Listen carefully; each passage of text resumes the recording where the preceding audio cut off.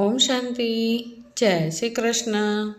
ચાલો આજ નવા દિવસની નવા વ્લોગમાં શરૂઆત કરી દઈએ. તો જુઓ, આજે પણ હું મુરલી સાંભળવા નથી ગઈ. આજે પણ થોડીક મારી તબિયત એકદમ સવારના પૂરમાં થોડીક લૂઝ રહે, પછી જેમ જેમ તડકો નીકળતો જાય એમ કાંઈ પ્રોબ્લેમ હોય નહીં. પરંતુ આજે પણ દિશાએ મને એમ જ કીધું કે મમ્મી તમે આજે આરામ કરો, આજે પણ હું જ વાળી નાખું. તો મેં કીધું સારું, ચાલો એક દિવસ વધારે આરામ એને. ચાલો ધાનુબેન ઉઠી ગયા. ચાલો હવે થોડીક વાર ધાનુબેનની સાથે એકદમ સરસ મજાનો ટાઈમ સ્પેન્ડ કરી લઈશું.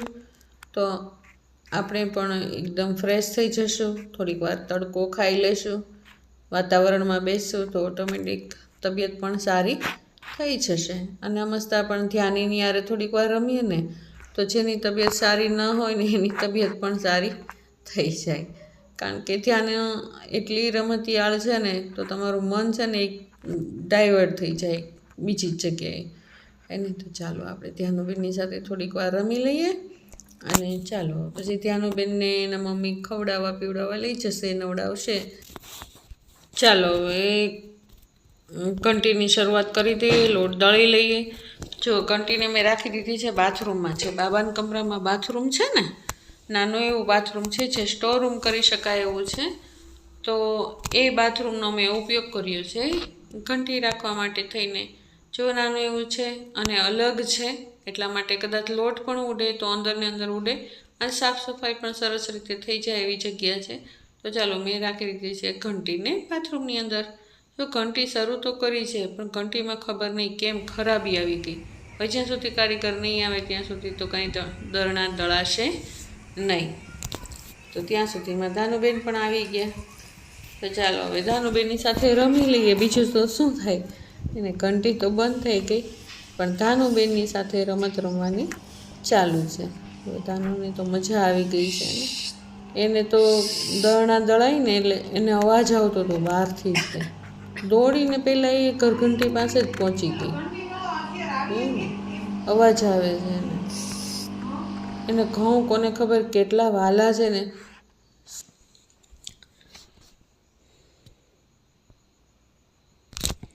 તો ચાલો ધાનુબેન તો એને બેસી ગયા ટીવીની સામે. ચાલો ઘંટી તો હવે દૈણા તો દળવાના છે નહીં, એટલે ધાનુબેન પાસે બેસી ગયા. જ્યાં સુધી કારીગર નહીં આવે, કારીગરની રાહ જોશું ત્યાં સુધી તો આમને આમ બેસવાનું જ છે. તો ચાલો ધાનુબેનની સાથે થોડીક વાર રમી લઈએ. અને ધાનુબેનને નખરા તો ચાલુ જ હોય હે ને. તો ચાલો જો ક્યાં ચડી ગઈ જો, તો ટીવીની બાજુમાં આખું ટીવી હલબલાવી દેશે એને. એકદમ નજીક જઈને કાર્ટૂનની બધી એક્શન રિએક્શન જોવે છે. તો ચાલો આપણે ધાનુબેન સાથે થોડીક વાર રમી લઈએ.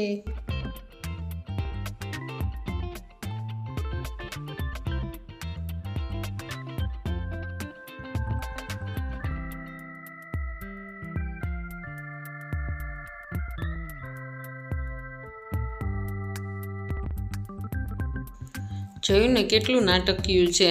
અને હિંચકો બંધ થઈ જાય ને એટલે રોવા લાગે, હોળી શરૂ થાય એટલે પાછી હસવા લાગે. એને મને પણ લઈ લીધી એમને. તો ચાલો હું તો હવે એને ફેરવી તો નહીં શકું, પણ હું બહાર હિંચકે જઈને થોડીક વાર એની સાથે ટાઈમ સ્પેન્ડ કરીશ. ચાલો ધાનુ સાથે થોડીક વાર રમી લઈએ. મારે પણ બાબાને ભોગ લગાવવાનો બાકી છે, તો હું પણ બાબાને ભોગ ધરાવી અને પછી જમી લઈશ. તો ચાલો ધાનુબેન સાથે થોડીક વાર રમી લઈએ.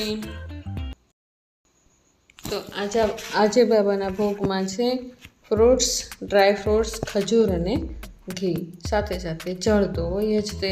તો ચાલો સરસ મજાનું બાબાને દિલથી પ્રેમથી ભોગ ધરાવી દઈએ. જ્યારે દિશા રસોઈ કરીને ત્યારે હું હંમેશા બાબાને ફ્રૂટ, દૂધ, ખજૂર, શિંગદાણા એવું કંઈક ને કંઈક ધરું છું. તો ચાલો હું દિલથી બાબાને ભોગ ધરાવી દઉં. ઓમ શાંતિ. જય શ્રી કૃષ્ણ. કેમ છે બધાને? મજા જ હશે. જો દિલની દુઆ છે કે બધા જ મજામાં હશો. હું પણ ખૂબ મજામાં છું. જો નવા દિવસની શરૂઆત કરી દઈએ અને આજ નવા વ્લોગની અંદર. તો આજ તો શરૂઆતની અંદર જ હું તમને કહું કે આજે પણ હું મુરલી ક્લાસમાં નથી ગઈ. કારણ કે મુરલી ક્લાસમાં આ 2 દિવસથી નહીં જવાનું કારણ એક જ છે કે તબિયત થોડીક નરમ ગરમ રહે છે, એટલા માટે થઈને સવારના પોરમાં જવાતું નથી. પણ કાંઈ વાંધો નહીં, મેં મુરલી ઘરે જ વાંચી લીધી છે. તો આજ મુરલીમાં શું કીધું હું તમને 2 વાક્યોમાં થોડાક જ શબ્દોમાં કહીશ. બાબા કહે છે આજે કે યાદની યાત્રા ખૂબ પાકી હોવી જોઈએ. યાદની યાત્રા હશે ને તો આપણે મીઠા બની જશું, અને આપણી અંદર જે કાંઈ કમી કમજોરી છે એ બધી દૂર જતી રહેશે. આપણી અંદર બધા વેરભાવ, ગ્લાની ભાવ કદાચ હશે તો એ પણ બધું દૂર થઈ જશે. તો એટલા માટે થઈને બાબાની યાદ ખૂબ હોવી જરૂરી. બાબાએ કીધું કે ડ્રામા છે એ પાક્કો છે.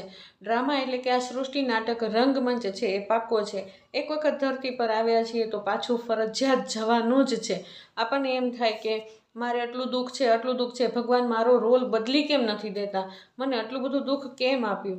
પણ નહીં, આપણો રોલ પાક્કો છે. આપણા કર્મના હિસાબે આપણને આપણો રોલ મળ્યો છે. તો મારો રોલ સારામાં સારો નિભાવવો છે, એમ કરીને જ આપણે ચાલશું. અને આપણા ડ્રામાની જે આત્માની જે સીડી છે ને, રેકોર્ડિંગ, એ ફિક્સ છે. આત્માની અંદર બધું ફિક્સ છે. આપણને એમ થાય, આપણે ઘણા બધા વિચારો કરીએ ને કે આમ થઈ જાય તો સારું, આમ થઈ જાય તો સારું. નહીં, જે થવાનું છે એ જ થવાનું છે. જે ડ્રામામાં લખેલું છે, આત્માના ભાગ્યમાં જે લખેલું છે એ ફિક્સ છે. એ પાર્ટ ક્યારેય બદલાવાનો નથી. રોજ સવારમાં જો આપણને ખબર નથી ને સ્મૃતિ નથી જાગતી, પરંતુ કાલ સવારમાં આપણે વિચાર્યું હોય કાંઈક અને ડ્રામામાં કાંઈક હોય જ બીજું. જો ડ્રામામાં લખેલું હશે કે હું નથી જવાની આજે મુરલી ક્લાસમાં, હું રાત્રે ગમે એટલું વિચાર કરીને પેલું રાખું કે મારે કાલ જવું જ છે, પણ મારા પાર્ટમાં નથી લખેલું તો હું ગઈ જ નહીં. 3:30 વાગે ઉઠી જાઉં ભલે, પણ 4:45 વાગે એટલી ઘાટી નીંદર આવી જાય ને 4:30 વાગે ને ત્યાં જ આંખ ઘેરાવા લાગે, અને ત્યાં સુધી કાંઈ ન થાય. ત્યાં સુધી ટાઈમ જ હોય કે હું હમણાં જઈશ. પણ જેવા 4:30 વાગે 4:45 થવા લાગે એટલે તરત જ નીંદર આવવા લાગે. આ તો એક ઉદાહરણ છે, પરંતુ જે ભાગ્યમાં, જે આત્માની સીડીમાં લખેલું છે એ જ પરફેક્ટ થવાનું છે. એટલે માટે ડ્રામા હંમેશા ફિક્સ છે. જે રોલ આપણને મળ્યો છે એને પ્રેમથી, દિલથી આપણે નિભાવીએ. જો હસતા હસતા પણ નિભાવી શકીએ અને રોતા રોતા પણ નિભાવી શકીએ. તો શા માટે હસતા ન નિભાવીએ? બાબાએ કીધી કે આપણે સ્ટુડન્ટ છીએ, અને એવું નથી કે મોટી ઉંમર થઈ ગઈ હોય તો સ્ટુડન્ટ લાઈફ ન જીવી શકાય. અંત સુધી બધું શીખી શકાય.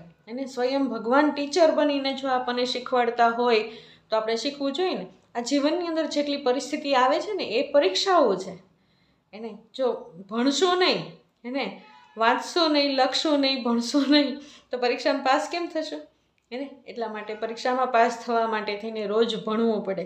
એટલા માટે આપણે મંદિરે, સેન્ટરે શા માટે જઈએ છીએ? ભણવા માટે. તો એ હંમેશા યાદ રાખવું જોઈએ કે હું એક સ્ટુડન્ટ છું અને મારા ટીચર પરમપિતા પરમાત્મા શિવ છે. અને શિવ આવી અને આપણને સારા કર્મ શીખવાડે છે. આપણે ભૂલી ગયા હતા કે મારી અંદર શું છે, તો એ ભગવાન આપણી અંદર રહેલા ગુણોને જાગૃત કરે છે. સુખ, શાંતિ, પ્રેમ, આનંદ, પવિત્રતા, શક્તિ એ આપણી જ અંદર રહેલા છે, પરંતુ આપણને ખબર નથી. તો ભગવાન આપણી અંદર રહેલા ગુણોને જાગૃત કરે છે. તો એ જાગૃત કરવા માટે, એ શીખવા માટે થઈને આપણે રોજ ભગવાનનું જ્ઞાન સાંભળવું જોઈએ. તો સ્ટુડન્ટ લાઈફ તો જીવીએ છીએ, પણ સાથે સાથે માયા પણ હેરાન પરેશાન કરી દે છે. આપણું યુદ્ધ છે ને એ માયાની સાથે છે. માયા એટલે કોઈ બેન નહીં, બેનનું નામ માયા એવી રીતે નહીં. માયા એટલે કે 5 વિકાર. 5 વિકાર સ્ત્રીના અને 5 વિકાર પુરુષના. તો 5 વિકાર જે છે ને, કામ, ક્રોધ, લોભ, મોહ, અહંકાર, આ 5 વિકારની સાથે આપણી લડાઈ છે. મહાભારતનું યુદ્ધ અત્યારે જ ચાલે છે. કુરુક્ષેત્ર અત્યારે જ છે. કુરુક્ષેત્ર એટલે કે કર્મનું મેદાન. તો અત્યારે જ આપણા કર્મનું યુદ્ધનું મેદાન અત્યારે જ ચાલે છે. પહેલા હિસાબ કિતાબ છે, આપણે ચૂકતું કરવાના છે. માયાબેનની સામે આપણે લડી અને વિજય મેળવવાનો છે. તો શિવ બાબાને જેટલા યાદ કરશું એટલા જ આપણે આગળ ને આગળ વધતા જશું. આત્માની કમાણી થતી જશે. તો ચાલો આજ નવા દિવસની શરૂઆત નવા વ્લોગમાં કરી દઈએ. આગળ શું કરીએ છીએ હું તમને આગળ બતાવતી જાઉં. આજ એક વાત છે કે એક ખુશીની વાત છે મારા માટે પણ, કે આજે એક મહેમાન આવવાના છે, જે મારા પ્રિય છે. મારા ફેવરેટ છે, મારી બેન છે, એ આ જવાના છે. તો હું અત્યારે જ એને હમણાં તેડવા જાઉં છું, એને લેવા જાઉં છું. હું બતાવીશ તમને, એનો પરિચય કરાવીશ કે કોણ છે. ચાલો મળીએ આગળ આપણે. ઓમ શાંતિ, જય શ્રી કૃષ્ણ. તો ચાલો હવે હું પહોંચી ગઈ છું સેન્ટરે. એને મનમાં એક ખેદ હતો આજ સવારનો કે હું સેન્ટરે ગઈ નહીં. તો ચાલો સેન્ટરે જઈ અને બાબાની દ્રષ્ટિ લઈ આવું. કારણ કે હમણાં મારી બેન આવવાની છે, તો 2-3 દિવસ કદાચ હું સેન્ટરે ન જઈ શકું. જાઉં પણ ગમે તે સમયે જઈ શકું, પરંતુ જે સમય મુરલી ક્લાસનો છે એ સમય કદાચ ન પણ જઈ શકું. તો ચાલો અત્યારે હું સેન્ટરે આવી ગઈ છું. હું 1 કલાક પૂરું હું બાબાના કમરામાં આજ યોગ કરવાની છું. અને મારી બેનનો ફોન આવશે, એ કામ નિમિત્તે આવી છે. તો મારી બેનનો જ્યારે ફોન આવશે ત્યારે જ હું આ સેન્ટરેથી બહાર નીકળીશ. તો ચાલો અત્યારે હું સરસ મજાનો બાબાની સાથે એકદમ એક તાલથી બાબાની સાથે યોગ લગાવું. એને આજ તો મને એકદમ સરસ મજાનો ટાઈમ મળી ગયો છે, કારણ કે સાક્ષીને કિશન મૂકવા ગયો હતો અને મારા હાથમાં ગાડી આવી ગઈ છે.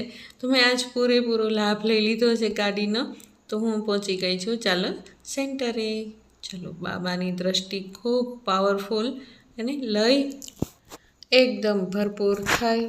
અને આજ તો હવે પછી જ નીકળીશ, કારણ કે આ 2 દિવસથી મન એકદમ આમ મૂંઝાતું હતું કે હું સેન્ટરે જઈ ન શકી. તો ચાલો લાભ લઈ લઈએ.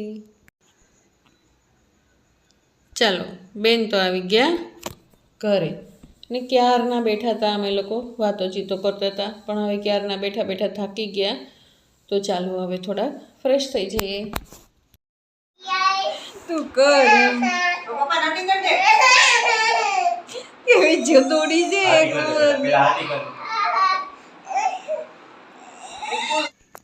જો છે ને નાટકીય જેવો નિખિલ મૂકી દે ને એટલે તરત જ એના નાટક શરૂ થઈ જાય. અને જેવો એને હિંચકા નાખે ને એટલે તરત જ પાછી હસવા લાગે.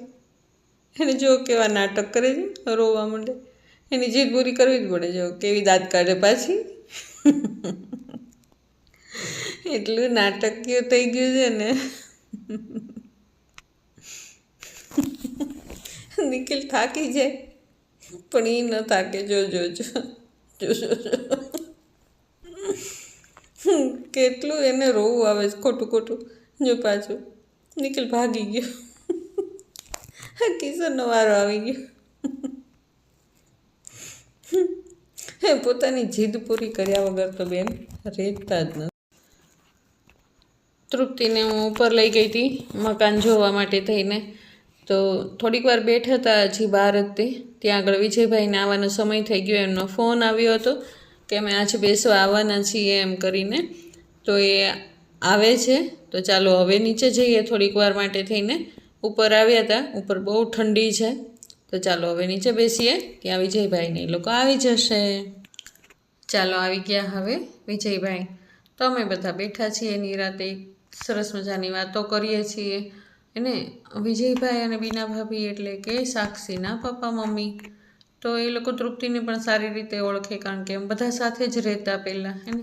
તો જો હજી તો બેઠા જ છીએ, ત્યાં તો નીતિનભાઈ આવી ગયા. એને નીતિનભાઈ આવ્યા છે તૃપ્તિને મળવા. નીતિનભાઈ મારો નાનો ભાઈ છે, તો એ મળવા આવ્યા છે તૃપ્તિને. તો ચાલો હવે અમે બધા બેસીને સરસ મજાની વાતો કરી લઈએ.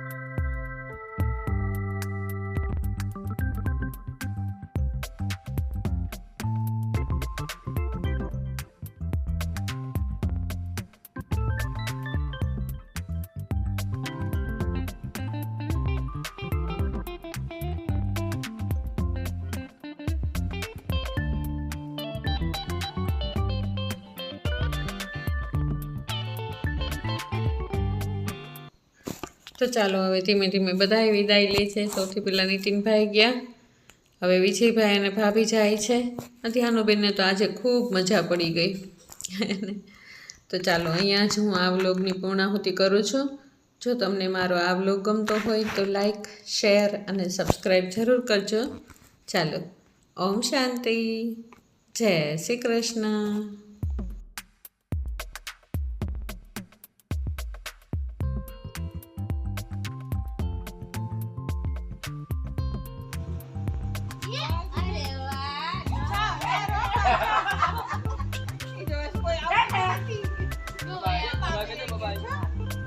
Bye-bye.